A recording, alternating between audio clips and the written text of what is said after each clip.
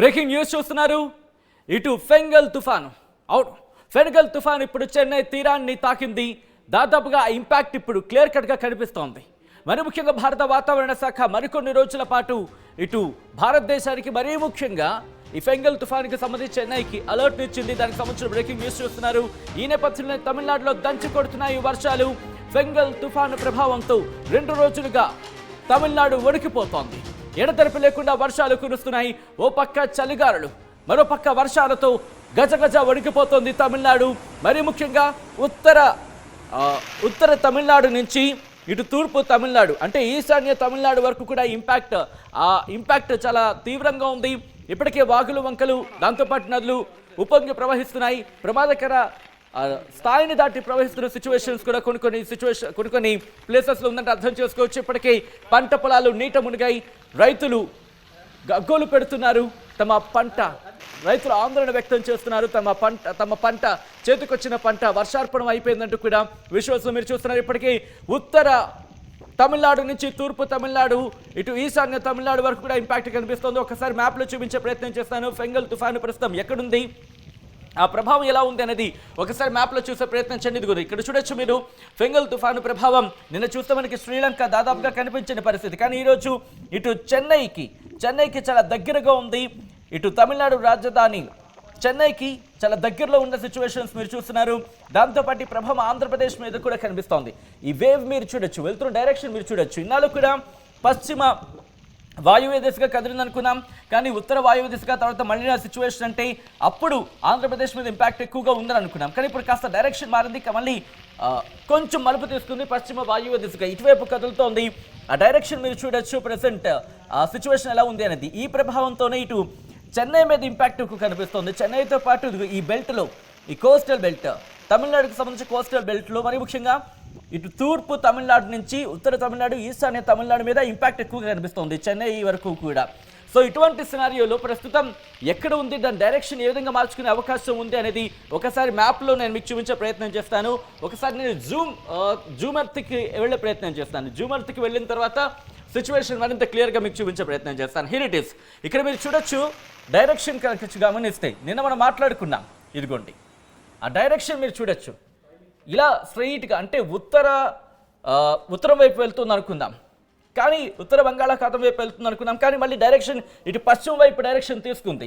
మీరు కనుక గమనిస్తే ఇక్కడ వరకు కూడా అనుకున్నప్పుడు ఇటు పశ్చిమ వాయువ్య దిశగా కదలొచ్చు. బంగాళాఖాతం పశ్చిమ వాయువ్య దిశగా కదిలితే కనుక సినారియో మారే అవకాశం ఉంది అనుకున్నప్పుడు ఇటు ఉత్తరం వైపు వెళ్ళింది. ఇదిగో ఆ ఉత్తరం వైపు వెళ్ళిన పాయింట్కి సంబంధించి మీరు చూస్తే కనుక 27వ తారీఖు ఉదయం అంటే ఈరోజు ఉదయం 55 కిలోమీటర్ల వేగంతో కదిలితూ ఇటు వెళ్ళిందని. కానీ ఇప్పుడు సిచ్యువేషన్ డైరెక్షన్ మార్చుకొని ఇటువైపు వచ్చింది.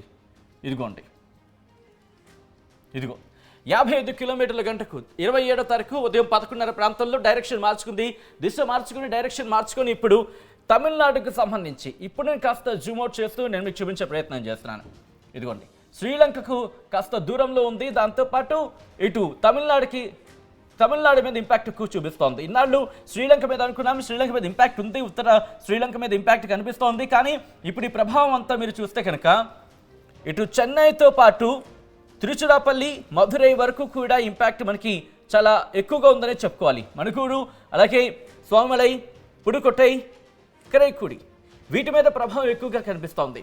సో ప్రస్తుతం ఇది ఏ డైరెక్షన్లో వెళ్ళే అవకాశం ఉంది, ఏ డైరెక్షన్లో వెళ్ళి ఎక్కడి వరకు ఉండొచ్చు, దీని ఇంపాక్ట్ ఇప్పుడు ఆంధ్రప్రదేశ్ మీద ఉండే అవకాశం ఉందా లేదా అనేది కూడా ఒకసారి చూసే ప్రయత్నం చేద్దాం. ఇప్పటికే మీరు చూస్తున్నారు ఈ ప్రభావం 55 కిలోమీటర్ల వేగంతో కదులుతూ వస్తోంది. సో ఇటువంటి సినారియోలో ప్రస్తుతం ఎక్కడ ఉందనేది నేను విండి సాయంతో చూపించే ప్రయత్నం చేస్తున్నాను. Here it is. మీరు చూసే ప్రయత్నం చేస్తే కనుక ఇదిగోండి ఈ తుఫాను ప్రస్తుతం ఇక్కడ గింగిరాలు కొడుతోంది. దానికి సంబంధించి మీరు చూడొచ్చు మ్యాప్లో గింగిరాలు కొట్టుకుంటూ ఆ పరిధి మీకు చూపించే ప్రయత్నం చేస్తున్నాను ప్రస్తుతం. ఎందుకంటే డైరెక్షన్ మార్చింది కాబట్టి ఆ డైరెక్షన్ మీరు చూస్తే కనుక ఇటు మనకి ఒంగోలు వరకు, విజయవాడ వరకు కూడా ప్రస్తుతం దీని పరిధి మనకి కనిపిస్తోంది. ఈ రేడియస్ అనేది దాదాపుగా మనకి విజయవాడ వరకు కనిపిస్తోంది. విజయవాడ, కర్నూలుకు సంబంధించి ఇగో ఈ ఇంపాక్ట్ ఇలా కనిపిస్తోంది. బళ్ళారి, ఇటు కర్ణాటక మీద కూడా ఇప్పుడు మళ్ళింది. ఇంతవరకు చూసుకుంటే ఒక సినారియో ఉంటే ఇదిగో ఈ పరిధి ఇలా రెండు ఇక్కడ ఈక్వేషన్స్ మనకి కనిపిస్తున్నాయి. ఒకవేళ కనుక ఇదే డైరెక్షన్లో వెళితే దాదాపుగా 29-30 మనం గత కొద్ది రోజులుగా చెప్పుకుంటుంది అది 28, 29, 30 3 రోజులు మనకి అత్యంత కీలకమైన చెప్పుకోవాలి. డైరెక్షన్ మారకుండా ఒకవేళ ఉత్తరం వైపు నేరుగా వెళ్ళే ప్రయత్నం ఉత్తరం వైపే మారింది అనుకుందాం, ఉత్తరం వైపే వెళ్ళింది అనుకుందాం, ఉత్తర వాయువ్య దిశగా కదిలితే కనుక ఆంధ్రప్రదేశ్ మీద ఇంపాక్ట్ ఎక్కువగా ఉంటుంది. కాదు ఇది పశ్చిమ వాయువ్య దిశగా ఇటువైపు డైరెక్షన్ మార్చుకుంటే కనుక ఇటు తమిళనాడు మీద దాంతోపాటు కర్ణాటకతో పాటు ఇటు ఆ ఇంపాక్ట్ ఎక్కువగా కనిపించే అవకాశం కనిపిస్తుంది. అప్పుడు ఆంధ్రప్రదేశ్కి సంబంధించి ముప్పు దాదాపుగా తప్పే అవకాశం ఉందనే భావించవచ్చు. మీకు చూపించే ప్రయత్నం చేస్తున్నాను. ప్రస్తుతం ఇక్కడ ఉంది, ప్రస్తుతం 5 గంటల ప్రాంతంలో మనం చూస్తున్నాం ఈరోజు. ఆ తర్వాత రేపటికి కాస్త డైరెక్షన్ మార్చుకునే అవకాశం ఉంది. అలా ఈ పరిధి మార్చుకొని వెళ్ళే అవకాశం కనిపిస్తోంది. మనకి క్లియర్ కట్గా మ్యాప్లో కనిపిస్తోంది. ఒక్కసారి చూస్తే కనుక ఇటు విజయవాడ వరకు కూడా ఇంపాక్ట్ కొనసాగే అవకాశం ఉంది అనేది మనకి క్లియర్ కట్గా అర్థమవుతుంది. సో ఇటువంటి నేపథ్యంలో ఇటు తమిళనాడు వాతావరణ శాఖ ట్వీట్ చేయడం జరిగింది. ఏ ప్రాంతాల మీద ఇంపాక్ట్ ఉండబోతుంది అనేది ఒకసారి చూసే ప్రయత్నం చేద్దాం. తమిళనాడు వాతావరణ శాఖ కొద్దిసేపటి క్రితం ఇటు ఇచ్చిన ఆ డీటెయిల్ని, ఆ వీడియోని కూడా ఒకసారి నేను మీకు చూపించే ప్రయత్నం చేస్తాను. ఒకసారి మీరు చూస్తే ఈరోజు సంబంధించి ఆ తర్వాత 29 ఒకసారి నేను ఫుల్ ఫ్రేమ్కి వెళ్ళే ప్రయత్నం చేద్దాం. Here it is.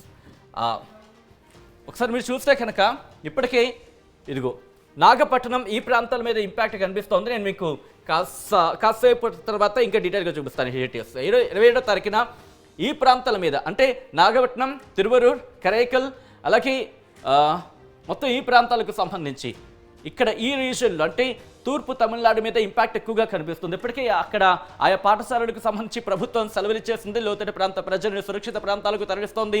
దాంతోపాటు సహాయక చర్యను వేగవంతం చేస్తుంది. అధికారులను అలర్ట్ చేస్తుంది. తంజావూరుతో పాటు పుదుకొట్టై, దాంతోపాటు పెరంబలూరు ఇలా ఈ ప్రాంతాలకు సంబంధించి ఆరెంజ్ అండ్ రెడ్ అలర్ట్తో పాటు ఎల్లో అలర్ట్ ఈ అలర్ట్స్ కంటిన్యూ అవుతున్న ప్లేసెస్లో ఆయా జిల్లాల్లో మాత్రం ఇప్పటికే అలర్ట్ అయ్యారు.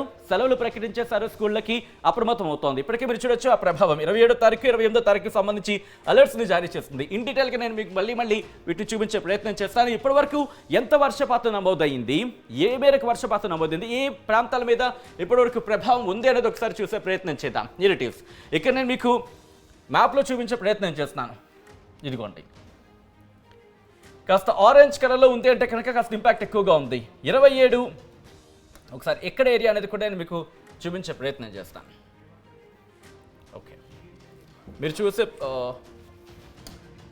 ఓకే ఇది కాస్త టచ్ చేసి చూపించే ప్రయత్నం చేద్దాం. నేను ఇక్కడ టచ్ చేసి చూపించే ప్రయత్నం చేస్తున్నాను ఆ డీటెయిల్ని. ఓకే మనం కాస్త జూమ్ చేయాలి. ఓకే ఇక్కడ నాగపట్నానికి సంబంధించి నాగపట్నంలో 27.5 మిల్లీమీటర్ల వర్షపాతం నమోదైనట్టుగా మనకు తెలుస్తోంది. సో సిచ్యువేషన్ చూడొచ్చు. 27.5 127.5 అంటే కనుక దాదాపుగా 13 సెంటీమీటర్ల వర్షపాతం నమోదవుతోంది ఇక్కడ నాగపట్నం. ఈ ప్రాంతాలు మనకు మాట్లాడుకుంటూ ఉన్నాం. దాంతోపాటు కొన్ని చోట్ల 62 మిల్లీమీటర్లు, మరి కొన్ని చోట్ల 88 మిల్లీమీటర్లు, కొన్ని చోట్ల 71 మిల్లీమీటర్ల వర్షపాతం నమోదవుతుంది. తమిళనాడు మీద ఇప్పటికే దీని ప్రభావం స్టార్ట్ అయింది. ఫెంగల్ తుఫానుకి సంబంధించి ఏ స్థాయిలో ప్రభావం చూపిస్తుందో మనం చూస్తున్నాం.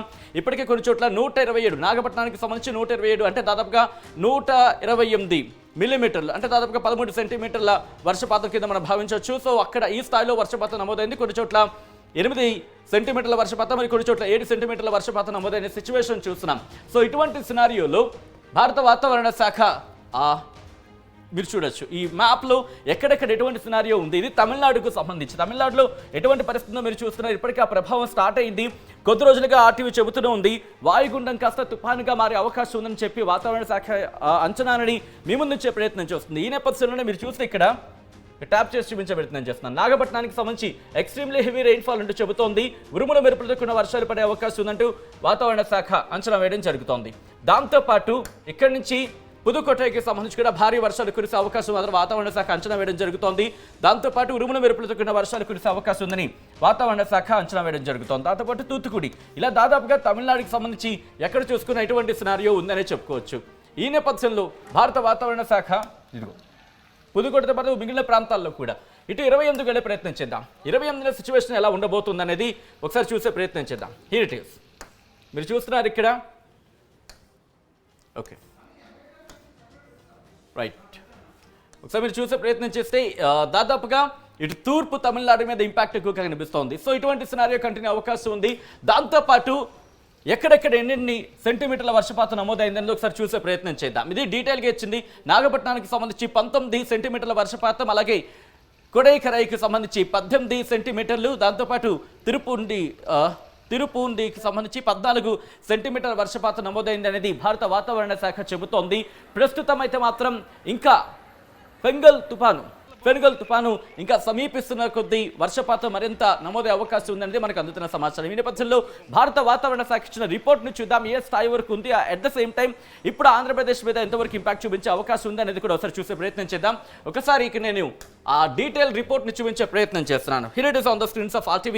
The deep depression over southwest Bay of Bengal is very likely to intensify into a cyclonic storm by tonight. ఈరోజు రాత్రి కల్లా అది మరింత తీవ్రతగా మారి, అంటే డీప్ డిప్రెషన్ అంటే వాయుగుండం తుఫానుగా మారే అవకాశం ఉంది అంటూ కూడా ఇక్కడ చెప్పుకుంటూ వస్తోంది. Heavy to very heavy rainfall at few places with isolated extremely heavy rainfall likely over coastal Tamil Puducherry on 27th. ఈరోజు భారీ నుంచి అతి భారీ వర్షాలు కురిసే అవకాశం ఉందని వాతావరణ శాఖ చెబుతోంది. తమిళనాడుకి అలాగే పుదుచ్చేరికి heavy to very heavy rainfall over coastal Tamil Nadu and Puducherry and coastal Andhra Pradesh and Yanam during 28th to 30th November 2024 అంటూ కూడా, అంటే 28 నుంచి 30వ తారీఖు వరకు కూడా ఆంధ్రప్రదేశ్ కోస్తా ఆంధ్రతో పాటు యానాంకి సంబంధించి, అలాగే కోస్టల్ తమిళనాడుతో పాటు పుదుచ్చేరికి సంబంధించి కూడా భారీ నుంచి అతి భారీ వర్షాలు కురిసే అవకాశం ఉందనేది భారత వాతావరణ శాఖ అంచనా వేయడం జరుగుతోంది. ఇప్పటికే అలర్ట్స్ కూడా జారీ చేస్తుంది. అలర్ట్స్ కూడా నేను చూపించే ప్రయత్నం చేస్తాను. ఓకే, మీరు చూడొచ్చు 27, ఇదిగోండి 27కి సంబంధించి మీరు చూస్తే రెడ్ అలర్ట్, తమిళనాడుకు రెడ్ అలర్ట్ జారీ చేస్తుంది. ఆ తర్వాత ఆంధ్రప్రదేశ్కి ఎల్లో అలర్ట్ జారీ చేస్తుంది 27వ తారీఖుకి సంబంధించి. ఆ తర్వాత ఇటు 28, అంటే రేపు ఆంధ్రప్రదేశ్తో పాటు తమిళనాడు, మరి ముఖ్యంగా ఇంట్రెస్టింగ్గా రాయలసీమ కాస్త, ఇక్కడ రాయలసీమ మీద అంతగా ఇంపాక్ట్ ఉండకపోవచ్చు, దక్షిణ కోస్తా ఆంధ్ర నుంచి ఉత్తర కోస్తా ఆంధ్ర వైపు ఉండొచ్చు అనేది అంచనాలు. ఎందుకంటే ఇది కొద్దిసేపటి క్రితం ఇచ్చింది, ఇటు డైరెక్షన్ మార్చుంది కాబట్టి ఇంపాక్ట్ మారుతోంది. ఆ తర్వాత అలర్ట్ కూడా మారుతోంది. ఒకవేళ ఇంకా డైరెక్షన్ కనుక, అంటే పశ్చిమ వాయువ్య దిశగా కదిలితే కనుక ఇటు రాయలసీమ మీద కూడా ఇంపాక్ట్ చూపించే అవకాశం ఉంది. కానీ ఉత్తర వాయువ్య దిశగా కదులుతోంది, ఉత్తర బంగాళాఖాతానికి సంబంధించి ఉత్తర వాయువ్య దిశగా కదులుతోంది కాబట్టి ప్రస్తుతం దక్షిణ కోస్తా ఆంధ్రతో పాటు ఉత్తర కోస్తా ఆంధ్ర మీద ఇంపాక్ట్ మనకు కనిపిస్తోంది. 29వ తారీఖున కూడా అటువంటి సినారియో కంటిన్యూ అవకాశం ఉందని వాతావరణ శాఖ అంచనా వేయడం జరుగుతోంది. ఆ తర్వాత 30వ తారీఖున కూడా ఇంట్రెస్టింగ్గా 30వ తారీఖు వరకు నిన్న కనుక చూసుకుంటే అటువంటి అలర్ట్ లేదు. కానీ ఈ రోజు చూసుకుంటే 30వ తారీఖున కూడా తమిళనాడుకి అలాగే ఆంధ్రప్రదేశ్కి, రెండు రాష్ట్రాలకు సంబంధించి, మరి ముఖ్యంగా ఆంధ్రప్రదేశ్ అలాగే తమిళనాడు రెండు రాష్ట్రాలకి కూడా ఎక్సెప్ట్ రాయలసీమ, రెండు రాష్ట్రాల్లో కూడా ఎక్సెప్ట్ రాయలసీమ ఇటు ఆరెంజ్ అలర్ట్ జారీ చేస్తుంది. సో ఇటువంటి సినారియో ఇంకొక 2-3 రోజుల పాటు కంటే అవకాశం ఉంది. ఇటు తమిళనాడుకి మాత్రం 1వ తారీఖున కూడా ఎల్లో అలర్ట్ కంటిన్యూ అవుతుంది. 2వ తారీఖు వరకు కూడా తమిళనాడుకి భారీ వర్ష సూచన అనే చెప్పుకోవాలి. ఎందుకంటే 2వ తారీఖు వరకు కూడా ఇటు మనకి గమనిస్తే కనుక ఎల్లో అలర్ట్ కంటిన్యూ అవుతుంది. అంటే 2వ తారీఖు వరకు, డిసెంబర్ 2వ తారీఖు వరకు కూడా తమిళనాడుకి భారీ వర్ష సూచన జారీ చేస్తుంది వాతావరణ శాఖ. మొత్తంగా అయితే మాత్రం ఇటు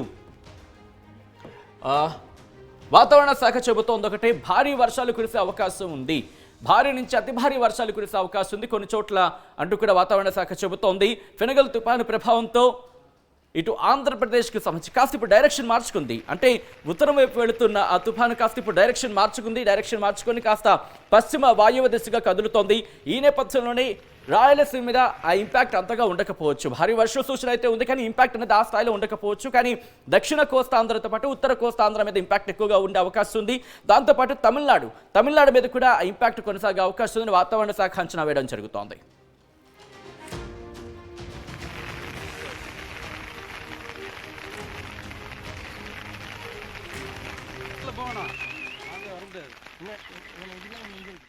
విజువల్స్ మీరు చూస్తున్నారు. తమిళనాడు వ్యాప్తంగా ప్రస్తుతం ఫెనుగల్ తుఫాను ప్రభావం ఏ స్థాయిలో ఉంది మీరు చూడొచ్చు.